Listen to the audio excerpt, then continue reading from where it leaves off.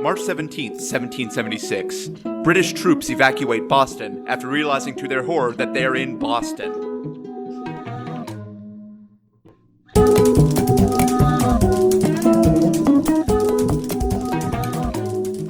Welcome to The Revisionists. I'm Brian Flynn. I'm Zach Powers. And our guest, you know him, you love him, friend of the show, writer for Westward. Don't know why I'm talking like this, Byron Graham. Hi, thanks for having me on, guys. Thank you for returning. This is the first one I've done with Zach via remote. Oh, that's right, yes. Oh, it's been a while since you've been on. If you guys... Since Zach got stuck in the computer. Yeah. If you guys missed Byron's previous appearances or don't know who he is, this is the way I think of him. So, recently, my girlfriend and I have been rewatching Buffy the Vampire Slayer. Byron, are you familiar with that television show? Yes. I know of it. I've not seen it. There's one episode where one character is broken up into two parts, all of his confidence and all of his insecurities, and that's Brian and Byron as human beings. They're one person broken up. That is accurate. I can assure you. There's an Instagram photo going up almost right now that'll prove that. It has my mouth open, and I almost look like I'm trying to fuck the camera. Okay. And Byron looks insane. I do. I look like I've just hatched a scheme. Just I would have gone with scheme eggs. A little lumpy too. I gotta say. I realized that Dr. Jekyll. I realized that Dr. Jekyll. Oh, thank you. I realized that Dr. Jekyll and Mr. Hyde would have been an easier metaphor that more people would have gotten. Sure. But it's not that you're morally different. It's just that one of you is less well put together than the other. Okay, quick aside about Dr. Jekyll and Mr. Hyde. Doesn't Dr. Jekyll sound way more evil than Mr. Hyde? Yes. Yeah, Mr. Hyde just like, oh, hey, Mr. Hyde. Mr. Hyde. How are the pies, you know? Oh, God, Dr. Jekyll. Yeah, Dr. Jekyll's coming, you guys. Did the war crimes trial come in for Dr. Jekyll yet? Yeah, that's a completely valid point. Well, let's rename it. You know what? It's not too late to edit, I think. That's what I always say. Let's revise it. Let's write a sternly worded letter to Robinson Crusoe. Nope. No. I believe... Let's call it... We'll call it... Is it H.G. Wells? Mr. Jekyll and Dr. Friendly. Actually, Dr. Friendly sounds way worse. Dr. Friendly. Oh, God. Dr. Friendly's real bad. Yeah. You could do Dr. Hyde and Mr. Jekyll. Just switch it around. Robert Louis Stevenson? Is that who you're thinking? Maybe.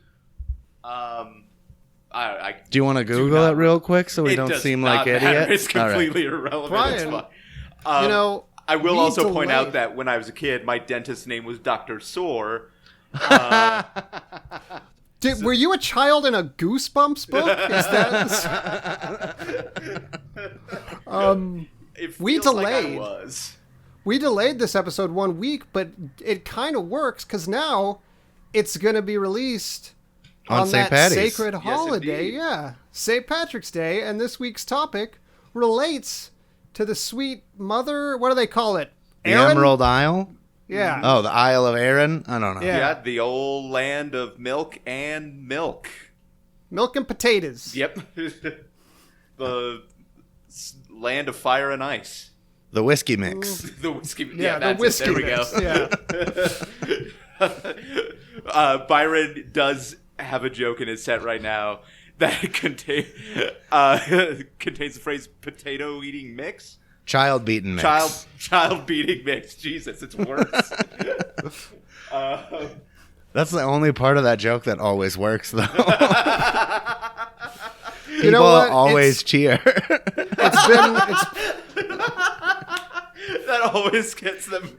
They carry you off on their shoulders. Yeah, all the other liquors I'll mention, they'll be like, yeah, maybe. And then I say whiskey, and then, they all self-identify as child-beating mix. The Irish are clearly the Rodney Dangerfield of European groups because they get no respect.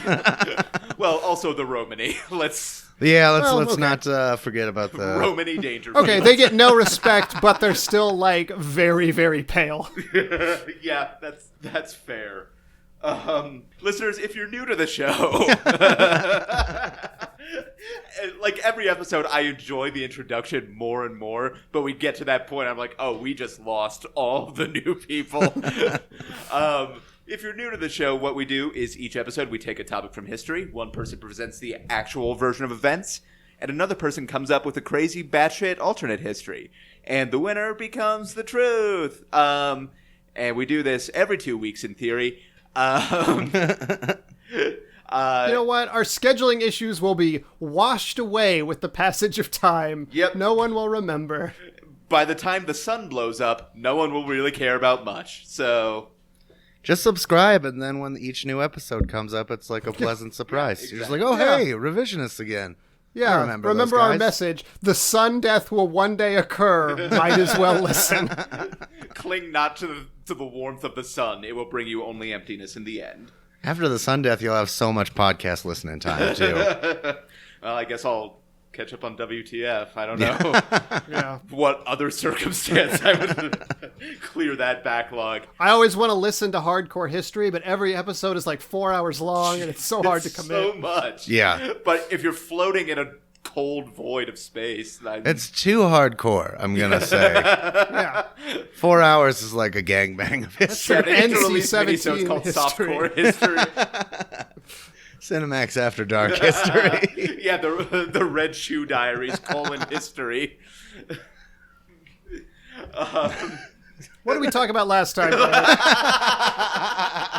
Last time we talked about the Black Tom affair, or the explosion at Black Tom Island. And Timmy Lasley's alternate history won out. So thank you to Timmy for that. And I'm going to gloss over the fact that I completely forgot just now what was in that alternate history. I think there was like rowdy teens on the island smoking no, cigarettes. it's Rowdy Teens. Yeah. Rowdy teens. I don't know why that came out of my mouth that way. Brian just loves a rowdy teen. Can't help it. I do Brian, not care to have that. Why do you there. have rowdy teens in your search history? No, I was looking for Rowdy Town. It's an improv group. Hey there, this is Brian, reminding you that The Revisionist is supported by listeners just like you. You can make a pledge and get rewards like shirts and even the right to vote over at patreon.com/therevisionists. This time we were talking Sir Roger Casement. Not so much sir anymore. Yeah. Okay. They kind of took that away. Yeah, that's Yeah. true. To me, he'll always be Sir. There's an argument to be made he wouldn't want to be a sir of Yeah. a liar's crone.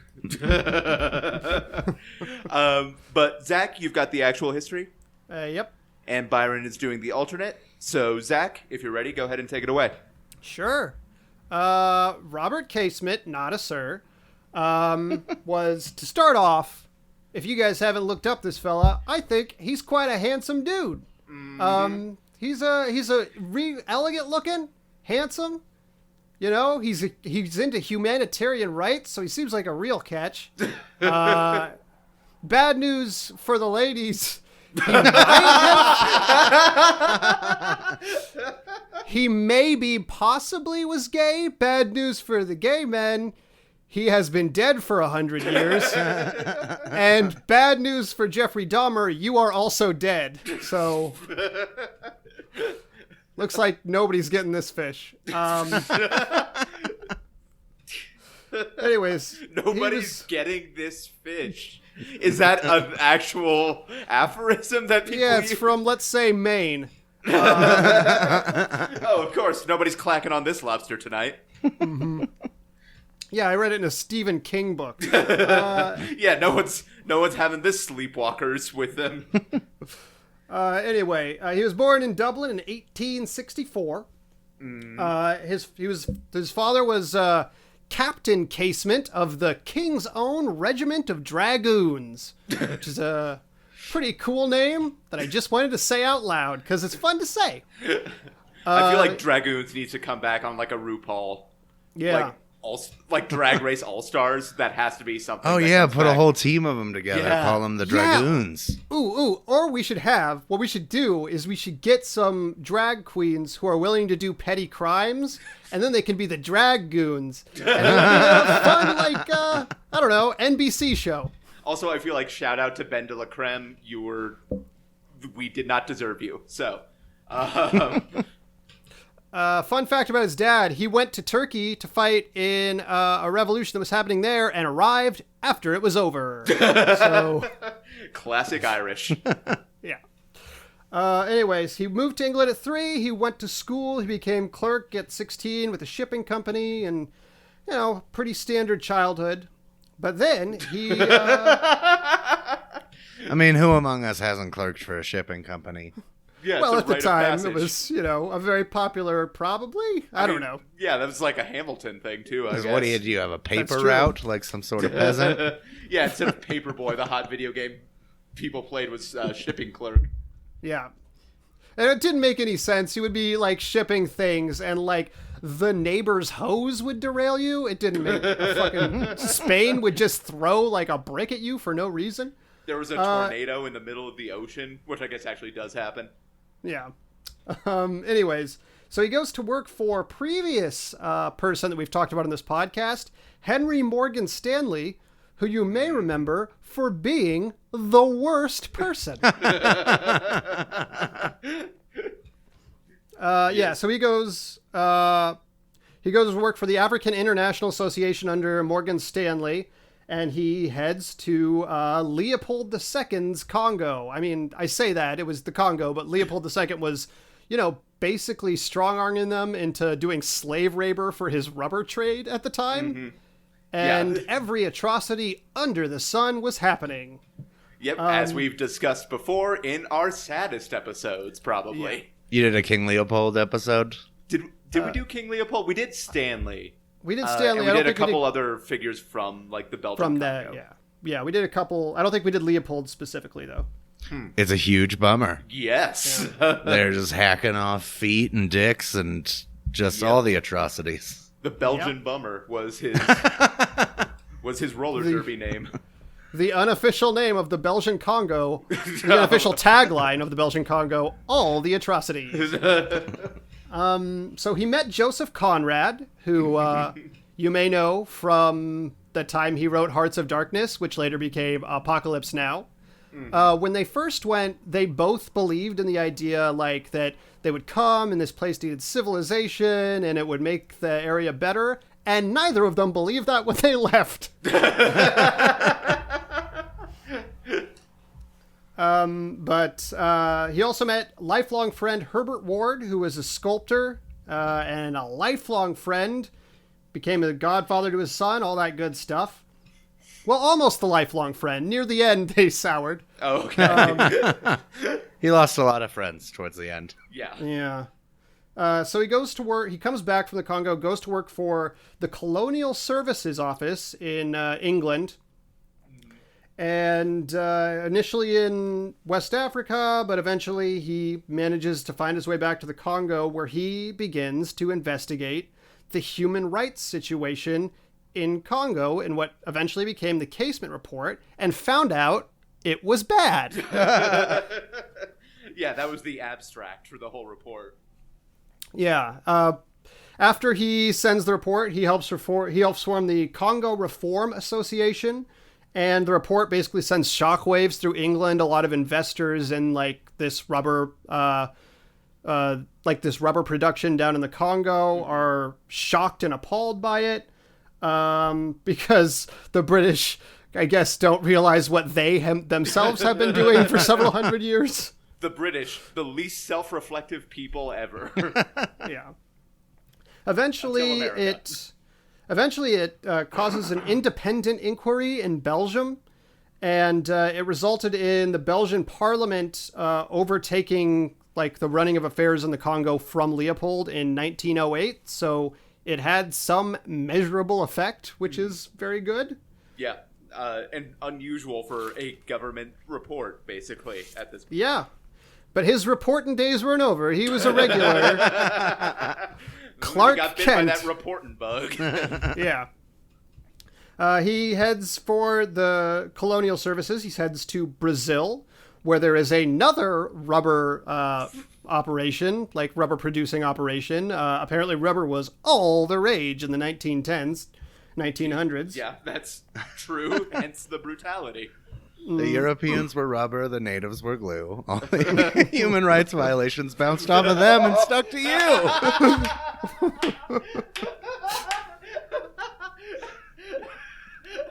It's like you were dropping that from a very high building and didn't realize until it was out of your hand and you were trying to dive after it.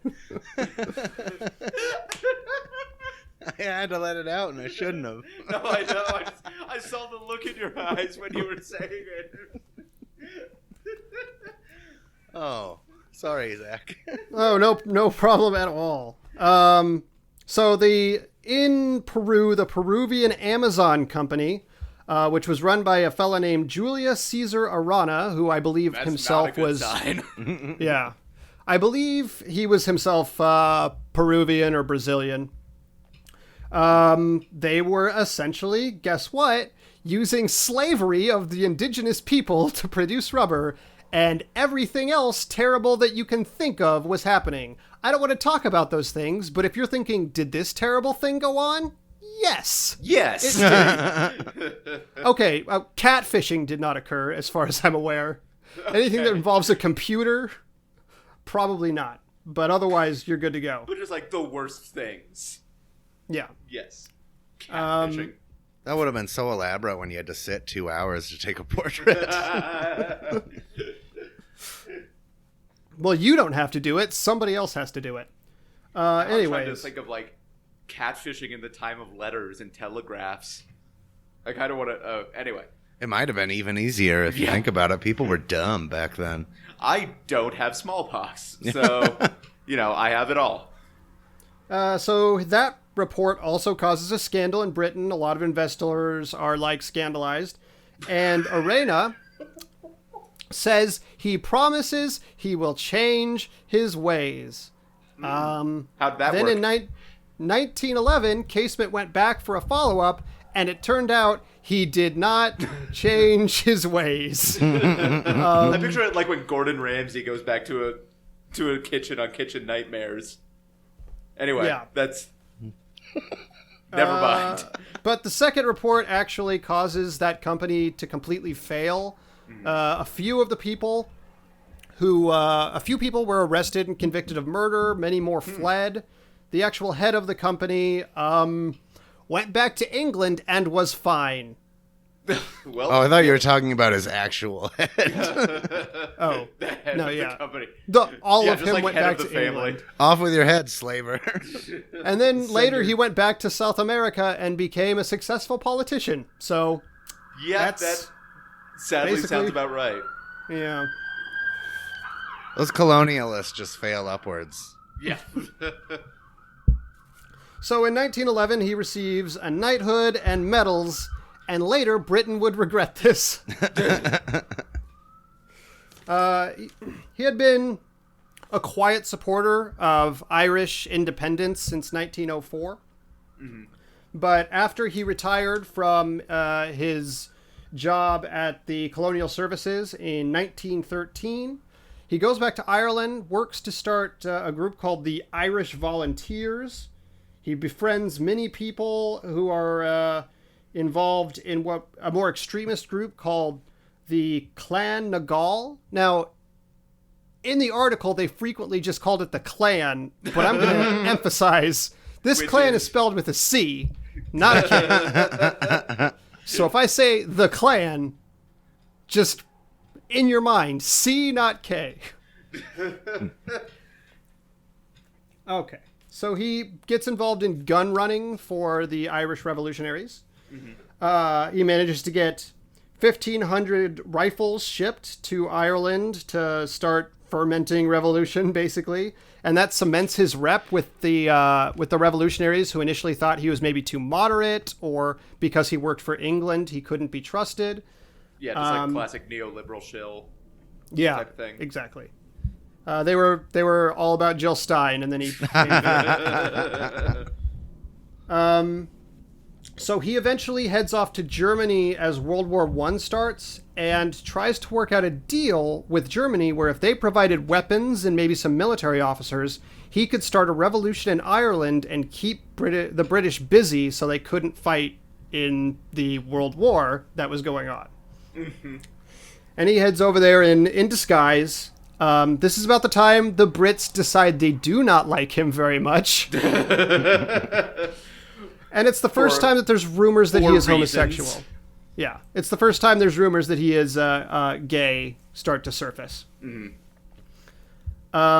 One of his old friends, a guy named Adler Christensen, is offered £5,000, which translates to £2.5 million in today's money, for any information leading to his arrest. And that's like almost $3 million? Yeah, right? About that. Okay. Something like maybe a little over $3 million. Okay. I don't know why I asked you, not being a currency trader. Yeah, well, anyway. You're just all about the Bitcoin. His plan was that he was going to recruit some of the Irish prisoners of war that Germany had taken in the early part of the war to come back and fight England on behalf of Ireland, and also work with Germany to ferment revolution in India, which was obviously also under British control at the time. Now, you keep saying ferment revolution. I think it's foment, but ferment I think also works for the Irish. Yeah, let's say it's an accent thing. Neither plan works. Basically, the rest of his life is a series of misadventures and failures by chance. It's a comedy of errors if at the end somebody dies. I mean, that's the implied end of all comedies. Malaria is so funny. Yeah, I think that's what, Forgetting Sarah Marshall. It ends with everyone getting malaria. Right after the puppet musical.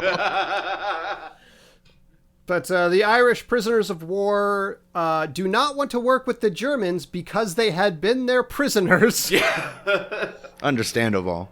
And also worry if they join Casement, they will be... they could be hanged for treason by the British government if they are ever caught by the Brits. Mm-hmm. And the Indian Revolution plans just kind of fizzle out. They don't quite work out as planned. He eventually his ships full of guns that he gets sent are fewer than he had ever wanted. Like the Germans kind of stiff him and give him a lighter amount of weaponry than he had hoped for, and they offer no military support. So there's no one to help train Irish troops in Ireland.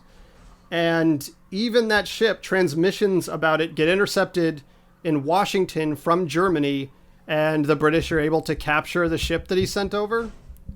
Now, when was this? Do you recall offhand? This would have been about 1915, maybe early 1916. Okay. So, like, still before the U.S. officially entered the war then? Yeah. Okay. But probably about the time of stuff like Germany was already doing stuff like the Zimmerman Note, trying to get Mexico to, so the U.S. was firmly on the British side. Yeah. As we've discussed on the Black Tom affair, Explosion Island, Yeah. Meanwhile, back in Ireland, his compatriots in the Klan, the good kind, have planned the Easter Rising, which is to be the first act of real rebellion against the British Empire in Ireland. It did eventually happen. It led to an Irish defeat eventually, but it was the classic first act Irish mode. Yeah. An Irish defeat. Is there any other kind? It's considered the start of like the period of Irish rebellion that lasted for decades to come. Mm-hmm. But Casement did not think that the Easter Rising was a good idea. He didn't think they had enough supplies or training, and he tried to send messages to Dublin to stop it. His envoy that he sent ends up disappearing, never makes it to Ireland. The guy turned up years later in the American Navy. What? Okay. He was an Irish-American immigrant, and somehow he got back to America. The article, they only discovered this a couple years ago, what happened to this guy, apparently.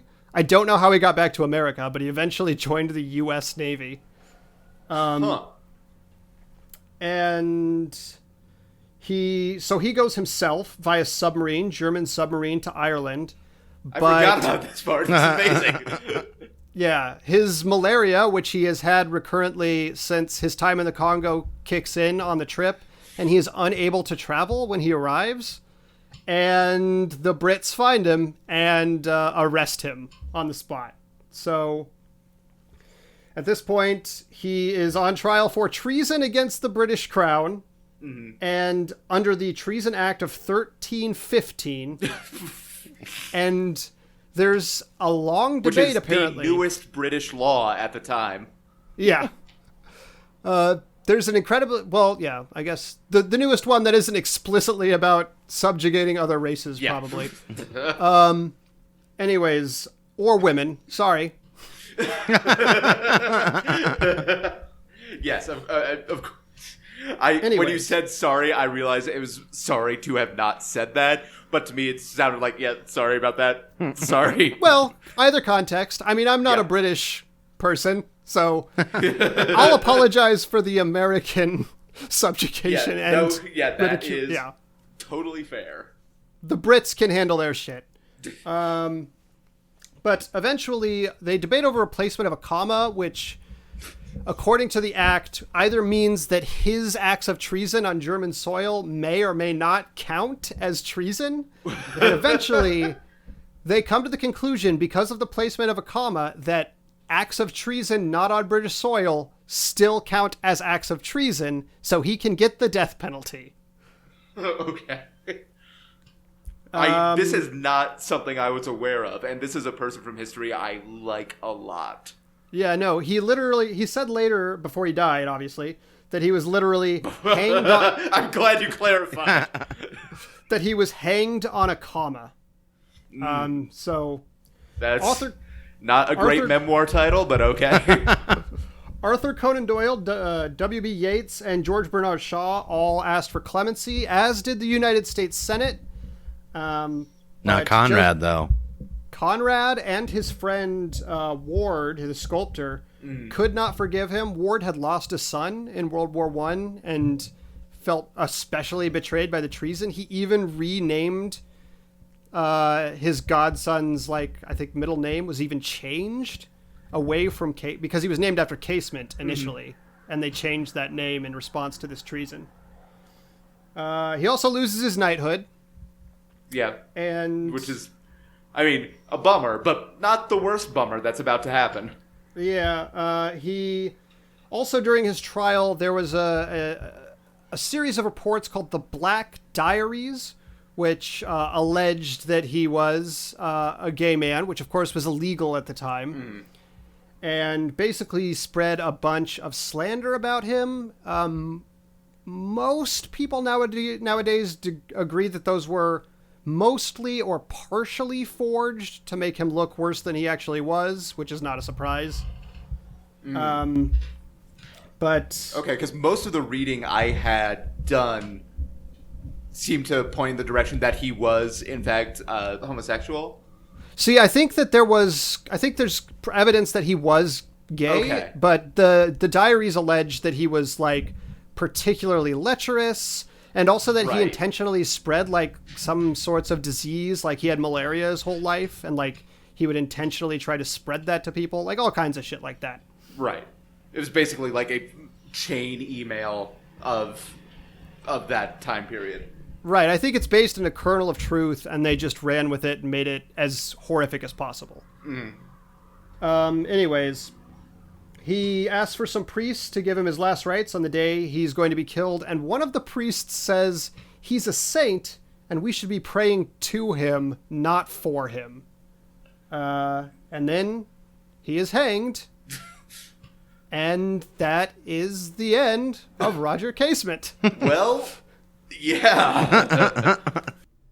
Hello everybody, I'm JD Lopez, the host of Left Hand Right Brain. It's a free-flowing, wide-ranging conversation that I have with artists doing interesting and creative things here in Denver and beyond. We talk about their personal stories, break down their creative process, and what motivates them. Spoiler alert, it's mostly spite. We talk about all these things and more while kicking back, cracking wise, and always having a good time. You can find old episodes and everything you need to know at lefthandrightbrainpod.com.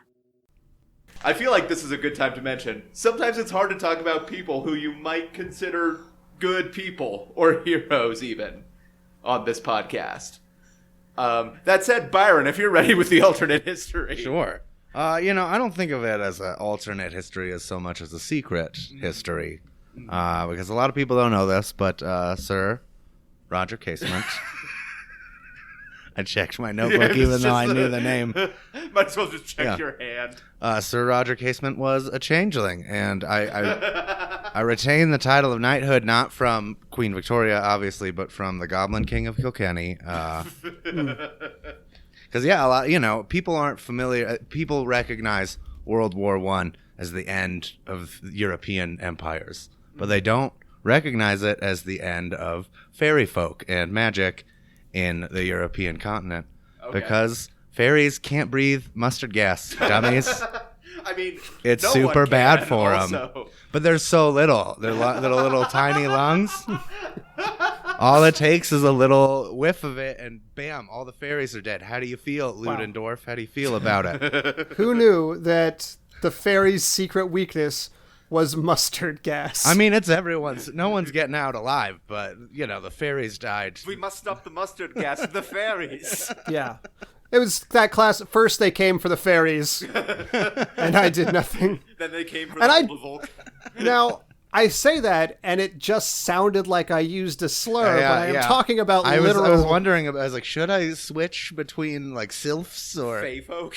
Yeah, we're spelling it like how we spelled the clan with a C. We're spelling it F-A-E-R. Yeah. A lot of spelling on this audio podcast. We want to make sure that each listener gets it. Especially our transcriber. We have a court stenographer. Well, no, this podcast also doubles as a language learning app. So this is your Duolingo. Jak się mysz, listeners. That's Polish, I think. Let's see. Oh yeah, changelings. People don't know this. They're woke as fuck. History's first social justice warriors. And so the changed from birth, because if he hadn't been changelinged, he'd just be another snooty British guy. Yep. He'd be a traitor to his... Because have you ever noticed how most great Irish thinkers didn't grow up in Ireland? Yep. James Joyce, Casement. Those are Wilde. the two I can... Yeah, Oscar Wilde. Yep. Most of them not hanging out in Ireland very often, which I think is interesting. Yeah, because, to be fair, there's not a lot of food in Ireland at this time. It was pretty grim. He got changelinged, and that was his awakening. That's where he got woke as a changeling baby.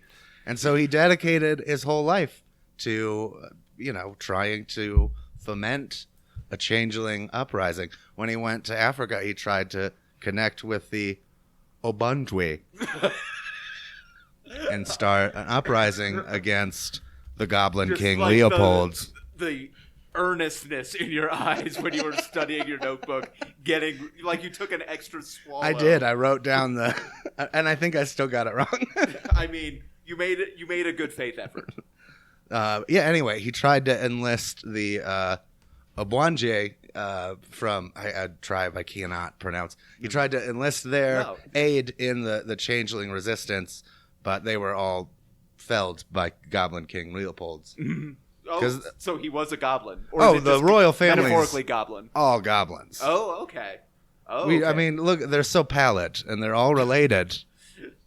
They each carry a small candle on their back. Also, so Archduke Franz Ferdinand, ancient goblin blood feud. Nothing to do with geopolitics. Oh, wow, this is a lot now to unpack. So there weren't any fairies around to write their own history because they all got mustard gassed. So Queen Elizabeth II, still living. She's got traces of goblin in there. Okay. Is that going to come up on the crown at all, or is that? If they're not fucking cowards, it will. Anyway, if they have any goddamn honor.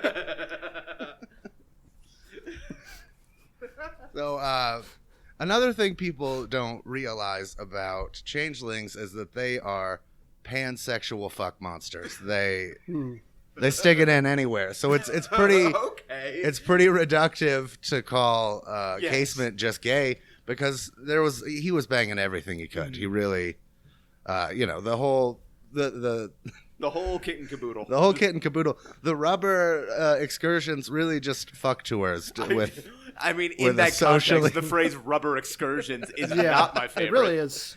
Rubber Excursions was the subtitle of the Black Diaries.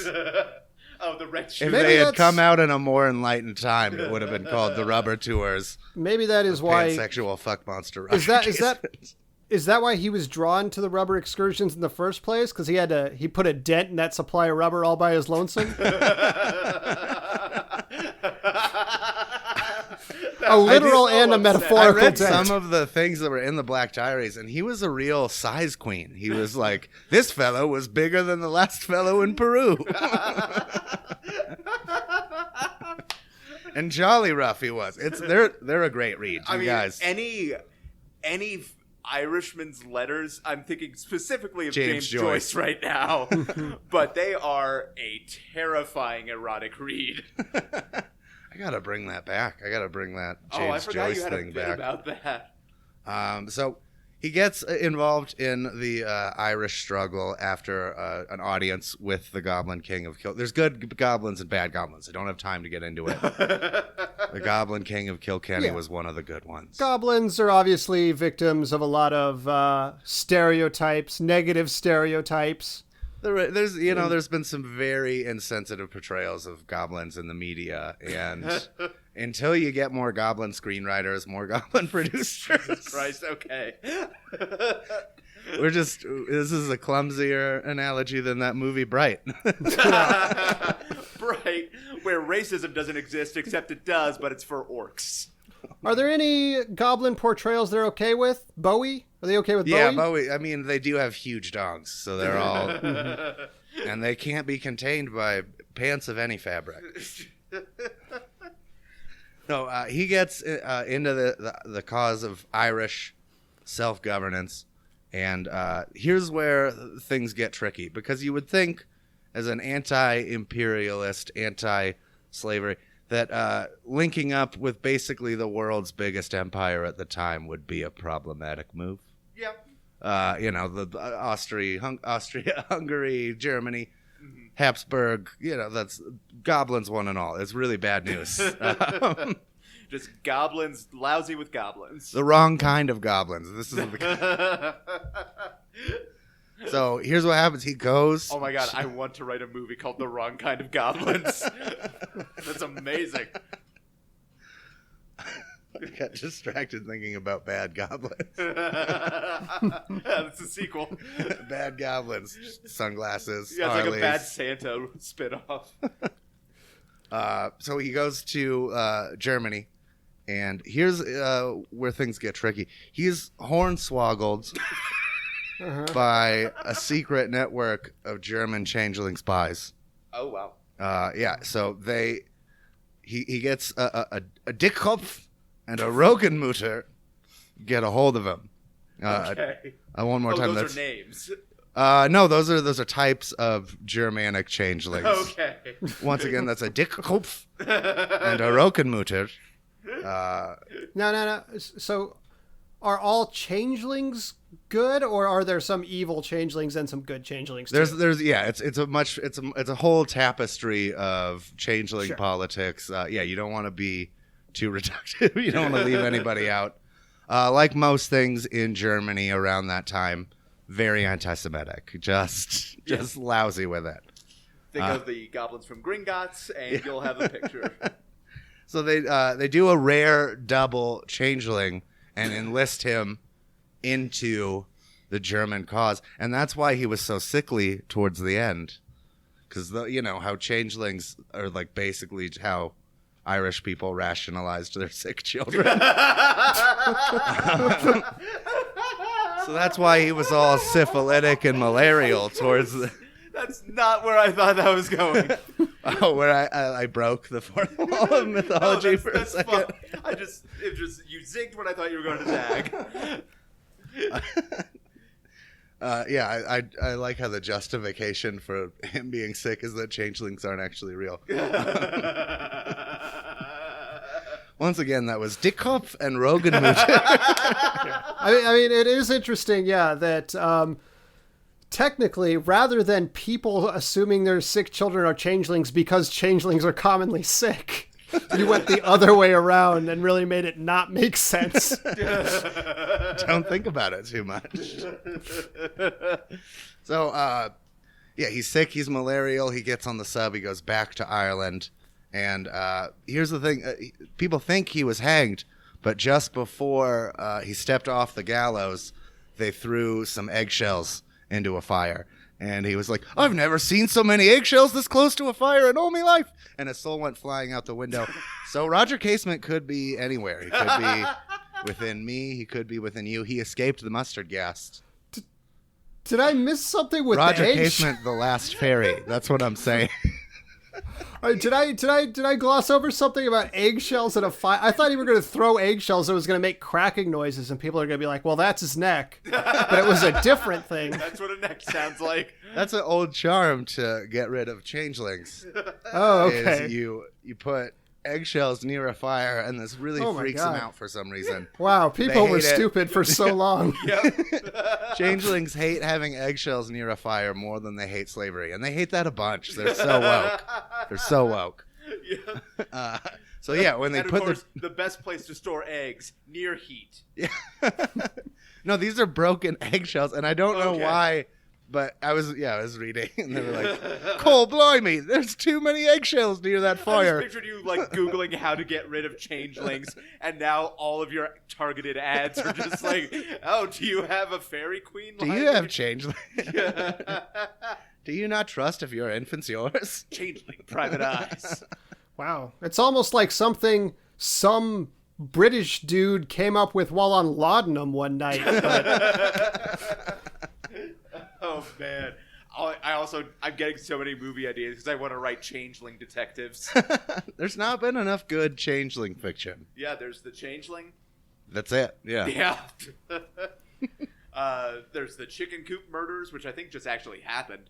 Oh, yeah. I mean, there's actual very sad stories. Yes. But what I'm talking about is whimsical. Yeah, this is fun. Where a child is dead and replaced. Whimsy. Byron, thank you. Thank you. Yeah, that was... And I'm just going to say, for the record, the reason I kept saying fermenting is in honor of the Irish's love of drink. Yeah. Just going to retcon that right now. I feel like, should clarify... I know Zach's Irish, and I know I'm Irish. Byron, I'm pretty... Oh, yeah. Enough to... Of course. I feel like most Americans are. Yeah. At least a little. At some point. So, we're fine. We're fine. Fuck the Irish. I can say that. Yeah, exactly. I have so much self-loathing. Listeners, just before we get on to judgment... as always, we ask that you write a review of the podcast on iTunes or Stitcher, wherever you get podcasts. That is always crazy helpful to us. Yeah, write something about how the Irish are lazy. Yeah. All your anti-Irish Leave it in Apple reviews welcome on their comment section. Sure, let's go with that. Anything that drives traffic. And if you want to talk about specific Irish being lazy, talk about the three of us. And you can leave us a comment or ask us a question at revisionistpodcast.com, and find us on social media, Twitter, Facebook, Instagram. We're on all of those. Byron, you co-host with Katie Hannon one of my favorite shows in town, Designated Drunkard. That's right. First Saturdays of every month. Next one is Saturday, April 7th. April 7th. Do you want to give a quick rundown of what that show is? It is a comedy drinking game. We make a little list of comics' tics and obsessions and jokes that they do over and over, and those are prompts for the audience and one of us to drink. Mm-hmm. So it's fairly simple comedy drinking game. It's a grand old time. When I did it, I remember one of my tics was... You were on the first one, right? Yeah. Has NPR voice, which I don't know if listeners to this podcast, if that's something you can identify with. But you also have a new project coming up. I do. recently, Mutiny Information Cafe Bookstore approached me about doing a monthly podcast there. It's going to be called Mutiny Book Club with Byron Graham. Each month we read a book and talk about it. I have 2 guests, 1 comic, 1 more writerly person. And it'll be at Mutiny Information Cafe every last Sunday. I'm big on lasts and firsts. It's easy to remember. Yeah. So this next one, Sunday, April 29th at 4 p.m. And that'll do you know what book you're doing for that one? The first one we're doing is Exit West, which I have not read yet. But it's basically, the only theme is there are books I've been meaning to read and have not yet. So I'm going to try and force the whole internet to keep me accountable to reading 1 book a month. That's a really good idea for that. But yeah. I don't think I would have followed through on it if I weren't approached by them. You know what I mean? It's easier when you have someone else to be excited about your dumb idea. It's easier to follow through on it. Mutiny Book Club. Mutiny Book Club. With me, Byron Graham. And Zach, listeners have been listening to the back episodes of Stage of Fools for a while now, but I did not give you a good lead for that. I'm sorry. Yeah, well, so the show was on hiatus. The show being Stage of Fools is a show I do about the terrible e-scripted drama The Royals, which is loosely based on Hamlet and about a modern-day royal family. And it's bad. And it's been on hiatus for a good year, during which time the showrunner was straight up Me Too'd. But he's gone, and we're back with that show. So I guess that worked out in its way, and you can listen. You can listen on iTunes or wherever you get your podcasts. And that's with Shannon Camp, friend of the show. Former guest of this show, yes. Current person that I live with. Yes, also. Say hello to her for me. I don't know why I said that on air. Listeners, as for me, March 28th, I'll be up in Fort Collins, but I did not write down where or what time. So if you follow me on social media, you will see how not to promote things. In the city of Fort Collins, though, so start there. It's Erdman's thing at the TV. Anyway, this is a train wreck of a promotion. There's going to be a lot of better people on that. But if you follow me on Twitter, at apparently Brian, you'll have details on that, I promise you. Also, speaking of Mutiny, I guest hosted Queen City Companion recently, and the podcast of that show is now available through Mutiny Transmissions. So look up Mutiny Transmissions, Queen City Companion, and check it out. I read an excerpt from a fiction piece I'm shopping around, and there's a lot of really, really good people on that show. So get that podcast, yo. God damn it. I cannot sell anything. So Judgment falls to me this episode, and I love Roger Casement as a person. I think he is a legitimate hero, even when he was doing certain things that the British Empire would call treason. And he got double change-linked. It's okay. He got double change-linked. To change. Sorry. I'm not topping that ever. I'm committing seppuku after this. But so I'm always tempted to go with the real history on people I like. But Byron threw in enough Irish fantasy folklore crap that gets right at my lizard brain that I cast my vote for Byron's alternate history. And listeners, the voting is now open to you on Patreon if you are one of our Patreon subscribers. And don't worry about this one too much, Brian, because frankly, if the people are listening to this the day it comes out, they're probably too drunk to remember this podcast in the morning. And frankly, they probably never remember this podcast anyway. That is totally fair. Also, St. Patrick's Day is on a Saturday this year. So, good luck, world. If you live in a major city, I hope you survive. Don't go within 100 yards of a street. Is my recommendation. I'm pulling out the hurricane shutters. I've got enough bottled water and canned food to get Just me a through plague it, doctor's I think. mask for some reason. I don't have a gun, but I do have a bow and arrow in case any revelers get too close. I have a shillelagh. Oh no, it's begun. For everyone here at the Revisionist, I'm Brian Flynn. I'm Zach Powers. Have a good time.